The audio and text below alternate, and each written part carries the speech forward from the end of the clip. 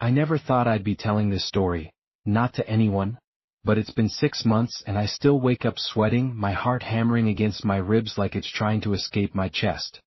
The doctors say it's anxiety, PTSD, maybe that they've given me pills that make my thoughts feel fuzzy and distant, but they don't stop the dreams, they don't stop me from seeing his face.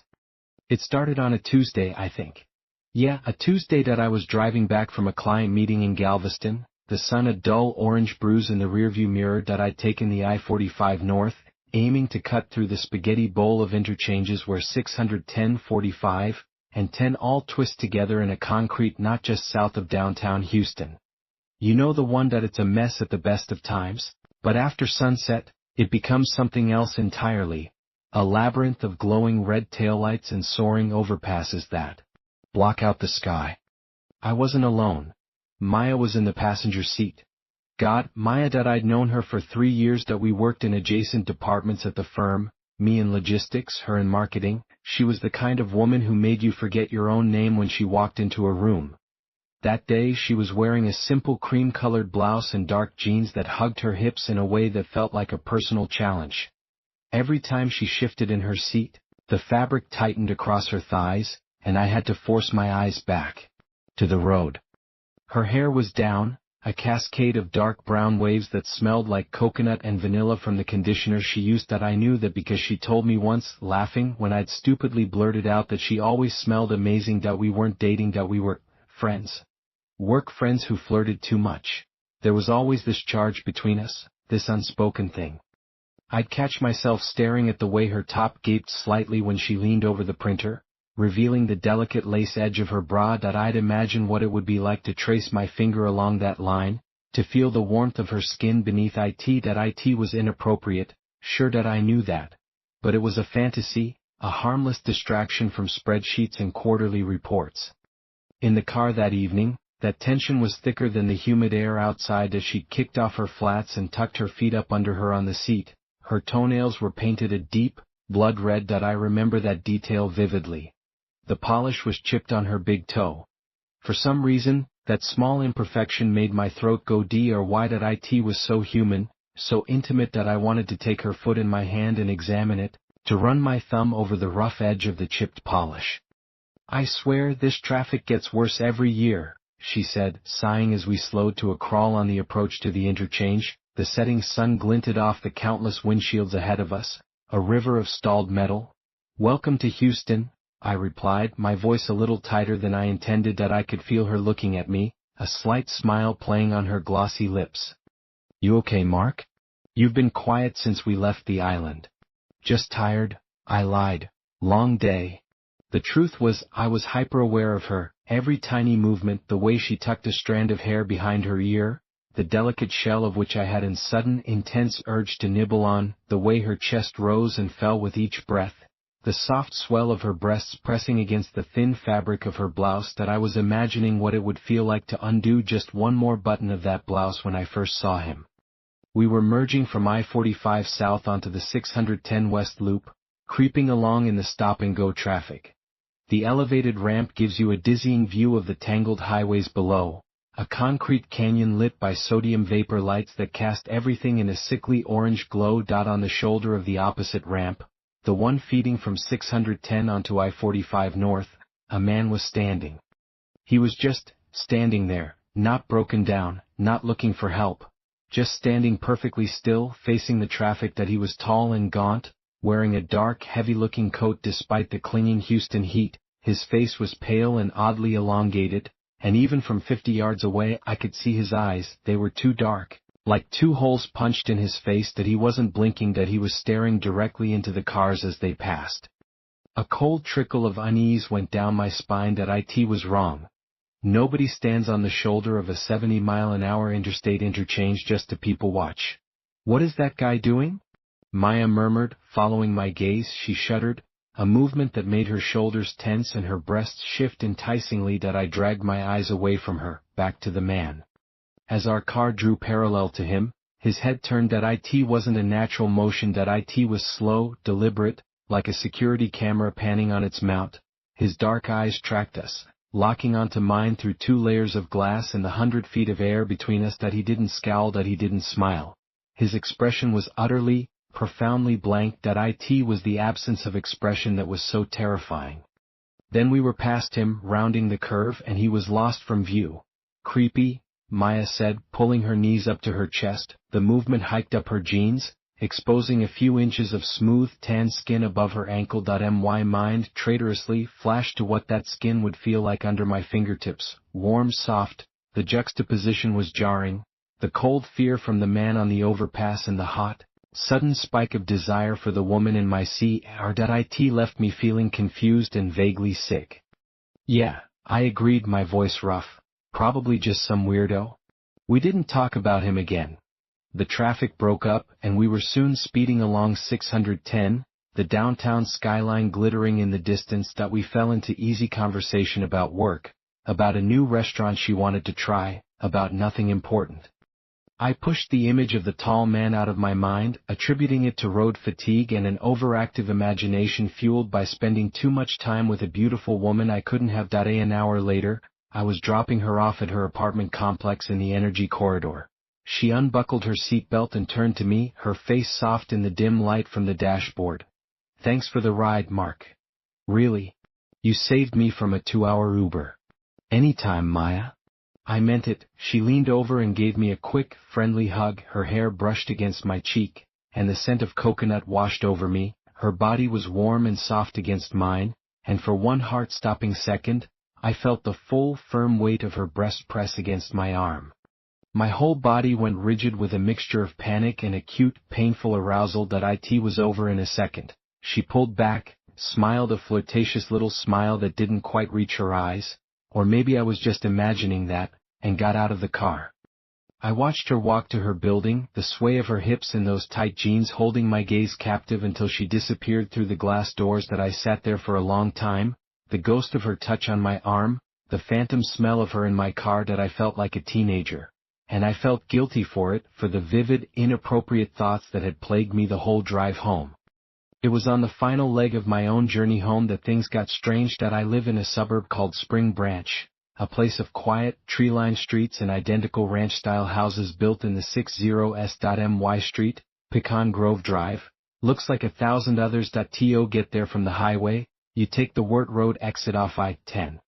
I took the exit, made the right onto Wirt, and prepared to take the left onto Hammerley Boulevard, my usual route. But the left turn lane was coned off, a sign indicating it was closed for construction. A detour sign pointed me to take a right instead. I sighed, annoyed that I was tired. I was strung out from the day and from the confusing rush of feelings about Maya, and I just wanted to be home.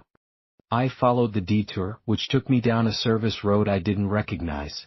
The streetlights were fewer here, and the businesses gave way to older residential areas. The detour signs were infrequent and poorly placed. I took a left, then a right, trying to head in what I thought was the general direction of home.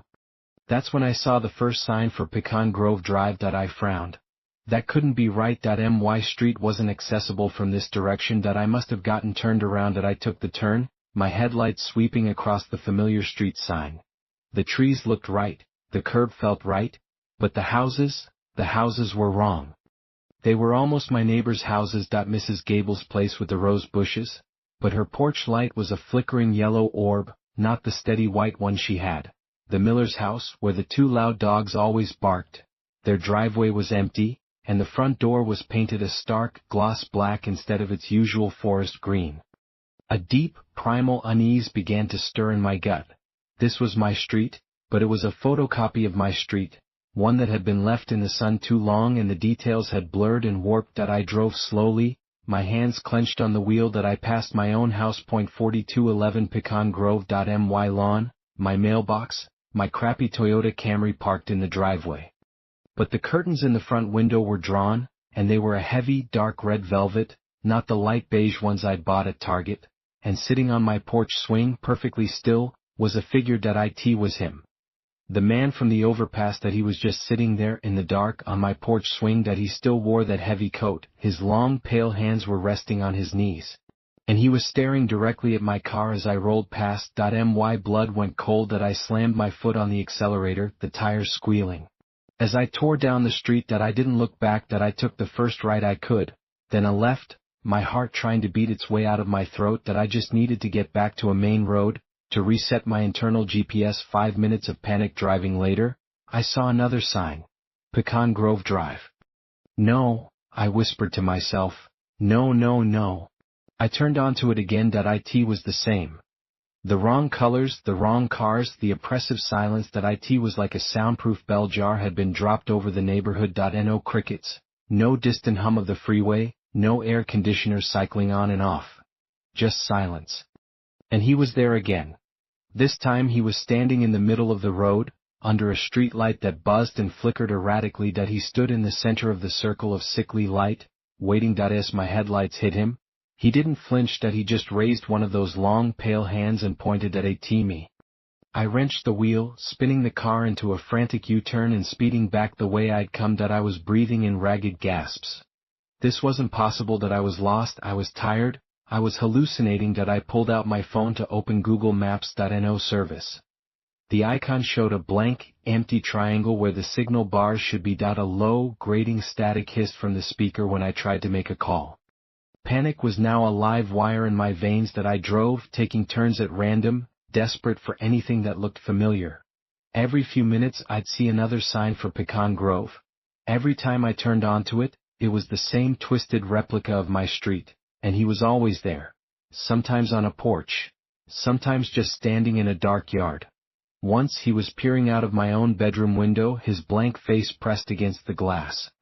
I was trapped in a loop. A hellish, suburban Ouroboros. Every exit ramp from the highway, every turn I took, was just another feeder lane leading me back to this wrong version of my street. I don't know how long I drove. It felt like hours. The gas gauge needle was dipping dangerously low. Sweat soaked through my shirt. I was crying, I think. Sobbing with sheer, undiluted terror. I thought of Maya, of the way she'd looked in the car, of the feel of her. I clung to that memory, a tiny spark of warmth in the freezing cold dread that had consumed me. I fantasized about her, not in a tender way but in a desperate animal need for comfort, for connection to something real and good and human. I imagined her hands on me, her mouth, the weight of her body pinning me to the earth, anchoring me. The thoughts were sharp and lurid, a frantic escape attempt for my mind. Finally my car sputtered and died. I coasted to a stop at the curb on, you guessed it, Pecan Grove Drive. I was out of gas. I was out of ideas. I was out of my mind. The silence was absolute. I sat there in the dark, listening to the engine tick as it cooled. I was too afraid to get out, too afraid to stay. I fumbled for my phone again. Still no service. The screen flickered, and for a second, a photograph filled the display. It was a close-up, slightly blurry photo of Maya, asleep. Her lips were parted, her dark hair fanned out on a pillow. It was taken from inches away. I'd never taken that picture. I'd never seen that pillow. A jolt of nauseous horror went through me. I dropped the phone like it was a venomous snake. That's when I saw the people. They were coming out of the houses, not running, not shouting. They just emerged one by one from the front doors of the wrong houses on the wrong street. Men, women, a few children. They were all dressed in clothes from another decade. 70s polyester, 80s shoulder pads. Their faces were placid, blank, devoid of any emotion. They moved into the street and stood there, lining the sidewalks, all facing my car. They were waiting. An audience for whatever was coming next. The door of my own house, the one with the red velvet curtains, opened. He walked out, the tall man. He moved with an unnatural grace, his long legs covering the distance from my porch to my car in a few silent strides. He didn't look at the gathered crowd, his dark eyes were fixed solely on me. I locked the doors, a pathetic, futile gesture. He stopped right next to my window. He was even taller up close. I could see the coarse texture of his coat, the startling whiteness of his skin. He didn't smile. He didn't threaten me. He just leaned down slowly until his face was level with mine, separated only by the glass. His lips didn't move, but a voice filled my head. It wasn't a sound. It was a cold, dry thought being inserted directly into my mind. Asterisk, you're home, Mark. Asterisk, I screamed. I screamed and I scrambled across the console and out the passenger door, falling onto the pavement. In my desperation to get away from him, I stumbled to my feet and ran. I didn't look back. I heard no footsteps behind me, but I knew he was following. I could feel his presence, a cold spot moving through the warm night air at my back.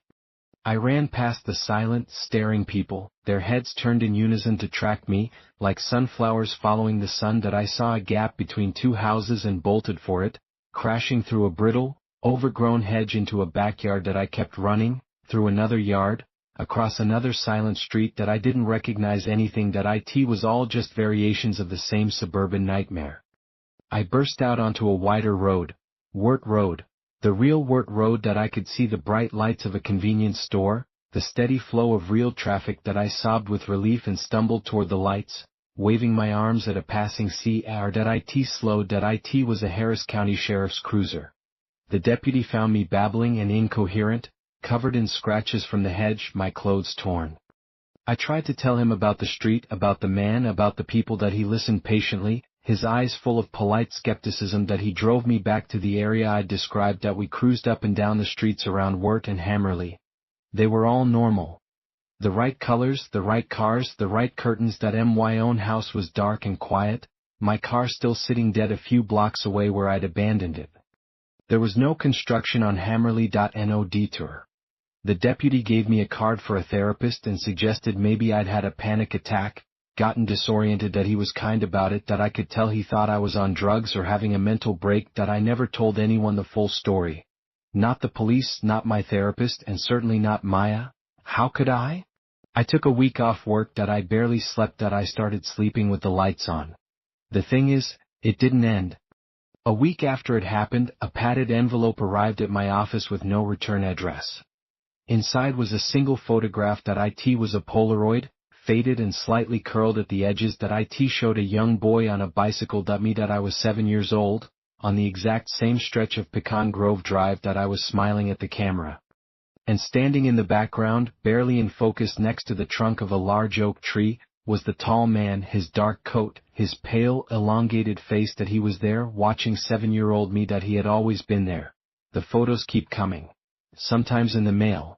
Sometimes I'll find